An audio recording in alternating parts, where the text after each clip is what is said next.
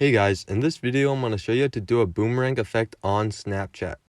So recently in a new update, Snapchat added the effect that will kind of give your snaps a boomerang effect.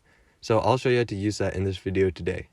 So first things first, to make a boomerang effect you have to have a video. So record a video real quick, and it doesn't really matter what it is, I'll just make one real quick. And after you finish making the video, all the way to the right there's all these options. At the very bottom there should be a loop looking thing.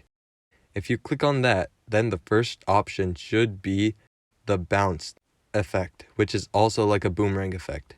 So I'll use it real quick right here. And so the first time you click it, it will loop the snap, but then the second time you click it, it will turn on the bounce effect. And as you can see, it gives a boomerang effect of some sort. So you're just gonna want to drag it to wherever you want, and then it will have the boomerang effect. You can't change the length of the boomerang effect though, but it will have a kind of boomerang effect. And that is how you get the boomerang effect on Snapchat. There's a couple more effects like play only once and then loop for the loop button, but I'm guessing you were here for the boomerang effect. So yeah, I hope this video was helpful. If it was, I'd really appreciate a like and subscribe.